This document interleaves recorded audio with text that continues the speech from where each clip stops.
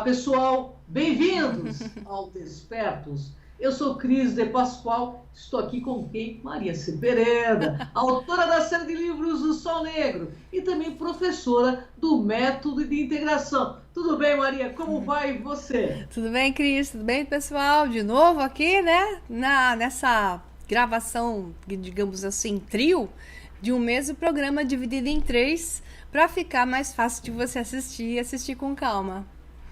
E hoje, Maria, nós vamos falar do julgamento final. Afinal de Isso. contas, de onde surgiu essa ideia de julgamento final que é colocada dentro das religiões e que coloca tanto peso na cabeça de todos os seres humanos? Porque todo mundo tem medo desse julgamento final.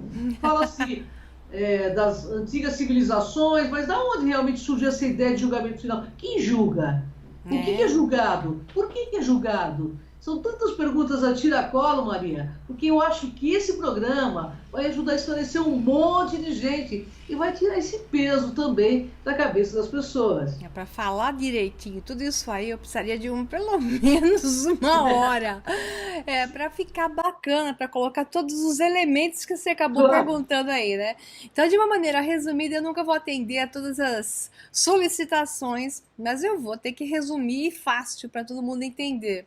Bom, se a gente olhar na história da humanidade em várias linhas de tempo, você sempre encontrou uma estratificação de mundos, né? Um mundo superior, mundo do solar, mundo dos seres alados e divinos, povo das nuvens e por aí vai, e o mundo da terra, que é o mais comum, o mundo superior e o mundo inferior. Mas cada um desses mundos tem também vários níveis. Então se encontrava lá nos maias um mundo com subníveis, que era o Xibalba com Z, ou Xibalba, que você encontra em inglês, né? Mas também se fala Xibalba, né? Ou Xibalba, que seria mais em espanhol, que é o mundo interior que alguns confundem e pode ser até entendido como um mundo intraterreno, onde seres mais nobres e outros menos nobres existiam e onde ocorreram batalhas épicas entre alguns personagens e reis e príncipes e heróis da história maia. A mesma coisa você encontra como o Duat egípcio, também com estratificações. Você encontra o Yama indiano. Esse Yama sei lá se é o Yama, acho que é Yama o termo correto, também com níveis. Então, no caso dos maias, e não sei se do caso dos hindus, no caso dos maias são 9 subníveis, né? Então, é muito comum uma estratificação geometrizando. Isso se pensa como níveis de frequências, e quanto mais fundo vai, pior a coisa fica. Aí no mundo judaico acho que tem o tal do Sheol também, né? Que também tem estratificações. É mais ou menos como pensar no mundo católico, você tem o purgatório e o inferno, e você tem até as visões de Dante representadas em pinturas como níveis também de estratos, como se fossem estratos circulares, onde você vai encontrando bandas de frequência. Interessantemente, isso bate perfeitamente com a neurociência. Então, a questão do julgamento, quando você encontra como funciona o cérebro, a parte do seu cérebro que julga é o lobo frontal. Então, eu costumo dizer que você tem um triângulo no cérebro, entre outras partes, mas essa é uma maneira de chamar, de definir mais facilmente. Você tem dois lados, que é o hipocampo do cérebro, onde você tem uma espécie de, chamado pelos egípcios de chifre de Amon, né? Que ele faz um formato de chifre mesmo, de carneiro, né? E na ponta dele você tem a amígdala cerebral. Então o cérebro tem disparos elétricos em momentos de estresse, em momentos de emocionais, em momentos de experiências de quase morte ou até morte, né? Então eu vou entrar lá rapidamente. E no lobo frontal é onde as informações de hipocampo, sejam visuais ou auditivas, porque visual é no lado direito do hipocampo, auditiva está no lado esquerdo, essas informações estão sendo mandadas para o lobo frontal, que é o que julga. Então, especificamente a parte do cérebro que decide memórias, processa memórias, é esse conjunto, né? Esse conjunto como um todo, mas a parte do cérebro que decide é o lobo frontal. Numa experiência de quase morte, o que acontece? Quando a pessoa, ou melhor dizendo, vamos dizer assim, vou chamar de quase morte porque a pessoa foi dada como morta, morte cardíaca, o coração parou, o cérebro dispara até 10 minutos depois do coração ter parado uma super eletrificação. O cérebro nunca funcionará tanto quanto no processo de parada cardíaca. Então ele dispara uma sequência de choques elétricos, né? Que é um processo no qual, segundo eu mencionei o Roger Penrose, né? No começo, no primeiro programa e segundo programa anterior a esse aqui, eu falei do grande físico matemático Roger Penrose e do Stuart Hameroff, eu não falei, mas estou falando agora, que falaram sobre os microtúbulos do cérebro. Durante esses 10 minutos de disparo de eletricidade, a informação contida no seu cérebro, é passada, ou seja, níveis de consciência. A informação passada é retirada do corpo e enviada para fora. Eu não vou discutir aqui o que é para fora. Mas esse processo de retirar a informação, que é os níveis de consciência desta pessoa, passam por esse processo de microtúbulo. E durante todo esse processo, o cérebro cria o que se chama de alucinação. Então, é uma alucinação, o cérebro entra em alucinação. Por que eu digo que é uma alucinação? Porque o mesmo processo de disparo de carga elétrica numa experiência de quase morte, ou até morte, mas eu digo quase morte porque isso foi constatado cientificamente, a pessoa voltou, voltou, e o que aconteceu com o cérebro dela se reproduziu sem o estado de morte cardíaca, digamos assim, de parada cardíaca, em laboratório, simplesmente eletrificando o cérebro no mesmo nível de descarga, bem na região do hipocampo, igualzinho foi feito. Acontece naturalmente com a experiência de quase morte, se reproduziu em laboratório. O que aconteceu com as pessoas que eram os que experimentavam o teste em São, foi exatamente o mesmo processo. Ou seja, eles viram a mesma coisa do túnel que se abre à frente, o som celestial, encontraram com parentes. Todos eles tiveram a chance de rever a sua vida, reveram o seu passado, viram melhor como viviam. Tanto assim que tem um caso de um cirurgião, um médico que é o anestesista e que publicou vários livros. Infelizmente o nome dele agora não me vem, mas eu coloco aqui, né? Na edição, jogo o livro dele, porque eu vou na edição já colocar para vocês. A história dele é fantástica, porque quando ele retornou outra pessoa, porque ele viu a esposa, viu parentes, reveu a vida dele, ele entrou num processo de julgamento. O que aconteceu? Ele estava numa experiência de quase morte, ele fez a projeção dele para uma realidade paralela, ou melhor, para você entender isso melhor, quando a pessoa tem uma experiência de quase morte, os microtúbulos do cérebro propiciam a passagem da informação dessa pessoa, daquilo que ela é, você pode chamar de alma, como você quiser, né? Isso a consciência é o termo que se usa na ciência, para um universo paralelo. Nesse universo paralelo, ele vai existir por causa de um processo alucinatório que faz parte daquilo que a gente chama de realidade. Então é criado um padrão de experiência lá. O tempo lá corre totalmente diferente do tempo aqui. Então pode ser 10 minutos aqui, podem parecer muitas horas do lado de lá, porque o tempo infere de maneira diferente. Não vou entrar nessas instâncias, eu poderia também explicar tudo isso, senão vou ficar até amanhã. E a questão tem que ser mais curta. Então, o que ocorre nessa experiência? É um processo de julgamento. Então a pessoa revê o seu padrão, não está sendo julgada por ninguém. Sim, Ela claro. está entrando num processo de tomada de consciência. Não existe maior julgamento e melhor do que quando você toma consciência de quem você é, do que você fez e do quanto poderia ter sido diferente. Claro, Esse ganho, esse gradiente energético tomado pela consciência, gera o padrão do julgamento. Ou seja, o lobo frontal, que ainda não se desconectou da pessoa, acaba tendo a questão de criar um padrão de consciência aonde ela é agora uma nova pessoa. Ela toma uma atitude diferente frente a ela mesma. E quando retorna, todos eles, sem faltar um, que estão dentro de casos diagnosticados de experiência de quase morte, mudam as suas vidas. Por quê? Houve todo um processo de julgamento de si mesmo, mas não desse estilo católico ou religioso, e sim num julgamento consciencial, numa balança consciencial, né?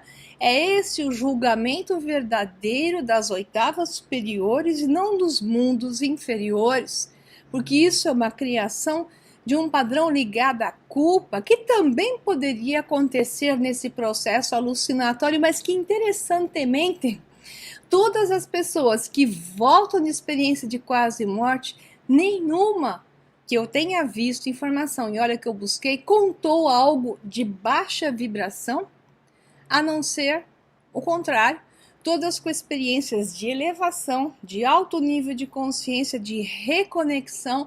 O julgamento foi para se recolocar da maneira correta e muitas adquiriram cura física, de estarem morrendo com tumores enormes e quando retornam ao corpo, se recuperam em poucas semanas, livrando-se completamente da doença por um todo, se livrando inclusive dos tumores, porque esta pessoa recobrou a consciência, ela fez um julgamento dela mesma no nível de alto tom e não de baixo tom.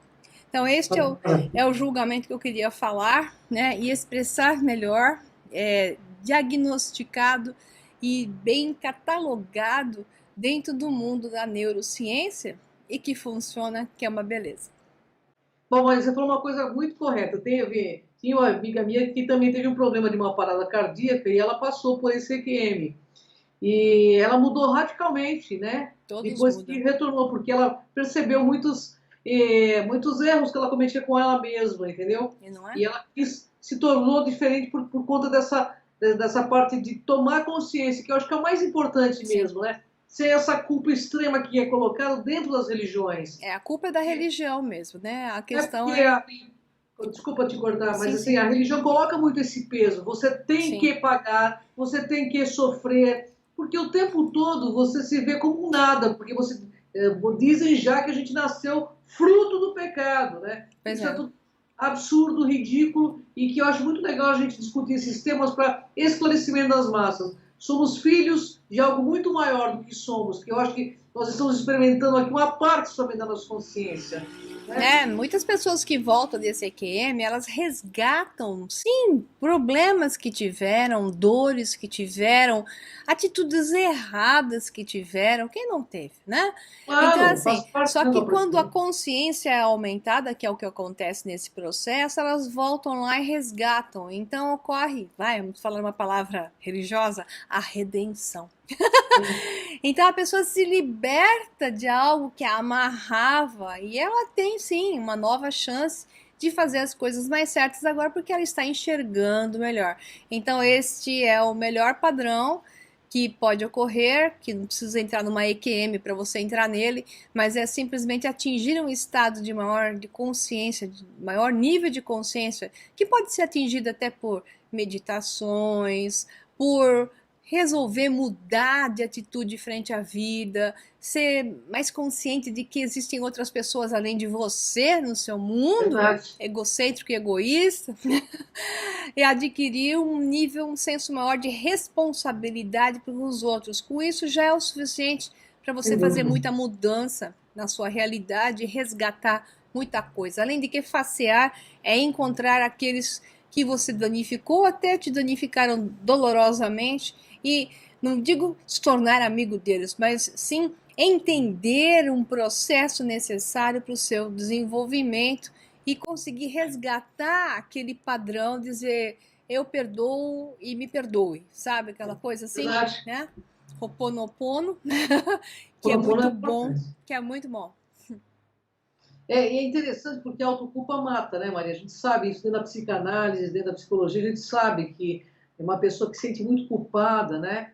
Mesmo que seja de forma inconsciente, né? Ela precisa ter esse auto-resgate, sabe? O Sim, auto-perdão é muito importante, a gente sabe disso. sem Quando uma dúvida. pessoa se auto-perdoa, ela começa no processo de autocura muito importante. A pergunta agora vai amarrar todo mundo. O que o conceito do julgamento final tem a ver com isso? Quem é que está julgando? Quem está julgando? A gente já falou da neurociência. Quem está julgando o tempo todo agora é física mesmo. É aquilo que a física, os físicos chamam agora, a nova safra dos físicos chamam de consciência. Essa consciência é igual essa minha balancinha de mate que está aqui do lado, a mate. Essa consciência que equilibra tudo em desdobramentos perfeitos. Então não está julgando, está sendo feito balanceamento, né, o tempo todo. Então esta consciência superior, que podemos chamar de eu superior, que se desdobra em uma persona para experienciar a realidade física, ele se desdobra também na mesma persona em realidades paralelas. Portanto, tudo que é um tema, que uma personificação, uma persona está experienciando de vida, todas as alternativas àquele tema, decisões mais positivas e decisões menos positivas, vão ser experienciadas pelas versões alternadas de realidades paralelas dessa mesma persona.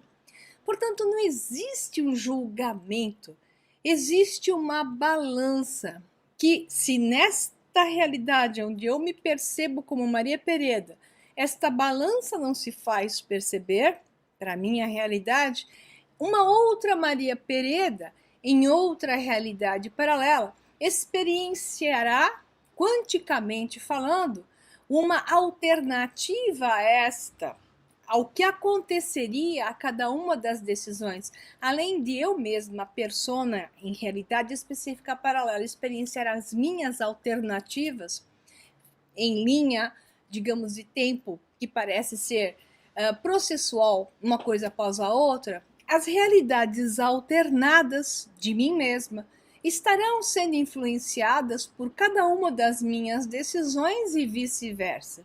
Então eu não sou eu sou nós, e esta balança se faz perfeita e sempre, sempre no universo tudo é coerente, tudo é homogêneo, tudo é simétrico, nada é desproporcional.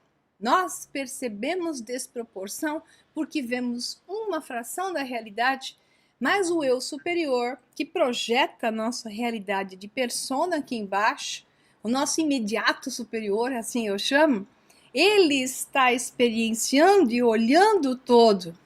Não é um julgamento, é uma balança. E sim, a cada atitude se desdobra um novo efeito, que não quer dizer que vai voltar, quer dizer que você vai experienciar tudo. A nível de eu superior, tudo vai ser experienciado, porque tudo é interessante para este que é eu a nível superior, a minha consciência a nível superior me experiencia em todas essas alternativas, e todas elas são fundamentais para que essa consciência adquira ainda mais consciência de si mesma. Então eu sou apenas um instrumento de mim mesma a nível superior. Para evoluir cada vez mais dentro, Sim. né? E o que eu acho interessante, Maria, as pessoas me perguntam muito assim, por que a gente tem que sentir? Porque eu sentir, presta bem atenção nisso, Maria, que eu comecei dentro da minha cabeça, fiquei pensando, por que eu sentia, né? Porque a gente sente muita emoção. E esse padrão de onda que nós estamos nos permite compreender que o sentir, ele, de certa forma, ele é a força da razão que nos leva à compreensão. Porque se a gente não sente o que a gente faz por outro, e a gente se impõe quando a gente faz, por isso que dizem que tudo que você faz retorna para você. Porque você precisa sentir, se você não quer aprender. Né? Porque a gente tem uma dificuldade em compreender esse verbo amar, mas amar, na realidade, do meu ponto de vista, é sentir o outro, é ter empatia pelo outro, pela dor do outro, pelo problema do outro. E aí sim, através desse fraternismo, que a gente dá um salto evolutivo. Exato. Nós estamos aí da forma que estamos no planeta porque nós mesmos nos condenamos. Esse é o meu ponto de vista. Sim, e é por isso que olhar nessa roda do Sansara, eu vou até ampliar, já que você me deu a ideia de uma explicação que vai muito bem, agora vai passar o tempo do programa. Que é assim, todo julgamento faz parte do código moral. Qual é o código moral dos maias? Qual foi o código moral dos maias, e principalmente dos astecas, que eram ainda piores que os maias? De ficar arrancando corações das pessoas em sacrifícios intermináveis. Qual era o código moral dos maias? De invadir aldeias dos mexicas, outros que não eram exatamente astecas, né? E arrancar as moças virgens, porque eram os que eles achavam que eram melhores para os deuses, as crianças e por aí vai, e colocar uma sequência, 20, 30, numa sequência, arrancando o coração para os deuses. O código moral é algo que é criado por uma unidade, por um grupo, por digamos assim, um grupo, né, de pessoas que pode ser um grupo de 15 milhões, como eram os astecas, 15 milhões de astecas existiram na época do seu auge, digamos assim. E esses 15 milhões seguiam um código moral. O código moral faz com que a unidade exista. O código moral não quer dizer que é um código de ética. O código de ética seria algo que preserva mais o bem em detrimento do mal. Né? O código moral é aquilo que o grupo aceita como aquilo que os configura. Portanto, vamos agora para o padrão que eu vou trazer para o outro lado. Qual é o código moral e qual é o julgamento desses políticos que nós temos aqui? Pois é. Desses ladrões que eles são, né? E que chegam, muitos, ao final da sua vida, velhinhos, ricos e maravilhosos, sem sofrer nada. Aí a pessoa pensa, mas peraí, né? Cadê o julgamento para esses? Porque nem, né, a nossa justiça, né, federal consegue pegá-los, porque eles pagam para não serem pegos, né? Então, obviamente, os juízes todos engraxados não vão pegá-los. Então, assim, eles passam a vida na boa, morrem. E por que eles aparentemente não estão sofrendo um juízo final? Por quê? Porque o código moral deles é igual ao dos maias. É de arrancar o coraçãozinho. Tem peso, né? Tem peso, né, para que eles possam continuar existindo dentro daquilo que eles criaram como código moral para eles. Isso está correto. Num padrão de ética, como diz a Cris, cosmoética, isso não é o correto. Então, onde que isso vai cair na balança? A balança vai cair nas realidades paralelas e realidades alternadas desta personificação. Aonde esse padrão de código moral acabará tendo balanças de causa e efeito para poder se experienciar desde a mínima negatividade à máxima da negatividade e máxima de positividade à mínima de positividade, coloca como quiser isso, tá? Então, o julgamento final ocorre pela própria persona a nível de eu superior, quando este ser, então, num gradiente maior de liberdade da fisicalidade, ancora maiores níveis de energia, que é o que acontece com essas pessoas quando têm experiências de quase morte, elas veem uma nova realidade, recebem gradientes de consciência maiores e se dão conta, né? Então, o julgamento final não vem como punição, vem como balança de equilíbrio. Eles sofrerão também, né, o padrão do equilíbrio, mas nesta realidade não acontece nada com eles. Nem doentes eles malvados ficam, né? Por quê? Porque para eles está tudo certo, porque o código moral deles é esse. É isso que eles acreditam, né? Isso. Então, Maria, sabe o que é interessante que você falou? Teve um caso de EQM de um político, eu assisti até o vídeo dele, Sim. porque foi feito um vídeo sobre o pesquisador, que é o Raymond Moody, que pesquisa sobre EQM. E o político, então, quando ele tem essa EQM, ele vê, você falou exatamente o que aconteceu, ele vê tudo que ele fez de forma errada porque ele teve uma ampliação na consciência dele, Isso. só que ele retoma ao corpo. Ele diz que ele viu um ser maravilhoso e esse ser olhava para ele. Na realidade, esse ser maravilhoso É o eu superior dele. Isso. é o eu superior dele. Isso. E ele perguntava para esse ser: eu não tenho mais nada para te mostrar, eu não fiz nada de bom, a não ser ter sido escoteiro. Aí o ser olhava para ele com tristeza e ele sentiu toda essa tristeza dessa parte maior consciencial dele. Quando ele retoma, então, ele larga de ser político. Tá no DVD de Raymond Moody, inclusive ele fala: eu Interessante. nunca mais quero ser como eu fui, porque eu tive uma visão do que eu era e que eu não quero ser. Isso, agora ele escreve um novo código moral, né? Onde ele se Interessante, né? comportará de outra forma, porque basicamente quando você volta de uma EQM, você é outra pessoa mesmo, Sem né? dúvida, É sem uma dúvida. outra realidade paralela, uma outra versão de você. Então, a Sim. nível de eu superior, você tem um reencontro de você com você mesmo em outras esferas. Então é belíssimo. Podemos falar um monte a respeito disso, mas a gente já passou do tempo de novo e não dá mais. Bom, pessoal, mas é uma delícia falar com essa mulher. Você gosta, né? Eu também adoro. Eu adoro porque é uma aula, gente. E sabe, tudo que a gente aprende e a gente coloca no nosso dia a dia, a gente se torna melhor. E é essa a função do Dispersos. Porque se você quer um mundo melhor, lembra, o problema mundial é, antes de tudo, individual. Só. Começa aqui dentro, o caminho é interno. É E isso aí. a Maria Pereira nos oferece essa grande oportunidade, né? Que todos nós possamos, através do autoconhecimento, a gente ser melhor como seres humanos. E quando a gente chegar do lado de lá, ou se não tiver do lado de lá, é sempre do lado de cá mesmo, que tudo é uma coisa só, a gente não tem esse pesar, né? Que a maioria das pessoas tem, até por crenças aí que já são tão falidas. Então vamos nos perdoar, né, nessa vida mesmo e ser maiores amigos de nós mesmos. Porque o mundo aqui, Maria, não é dos espertos, você sabe disso. É dos despertos. Despertos. Então, Maria, uma honra estar contigo. Obrigada, Cris. Obrigada, pessoal. Queria agradecer aos 5 milhões que está na página do Cron TV. São 5 milhões de internautas que entram, deixam muitas mensagens. Nós não podemos responder todas, mas sintam-se abraçados. E se você curtiu o Cron TV, o Sol Negro 11, vai lá, clica, entra no nosso canal, você Isso aí. recebe o vídeo rapidinho. Maria, honra estar com você, gratidão a todos. Até o próximo Despertos. Tchau, tchau, pessoal. Até.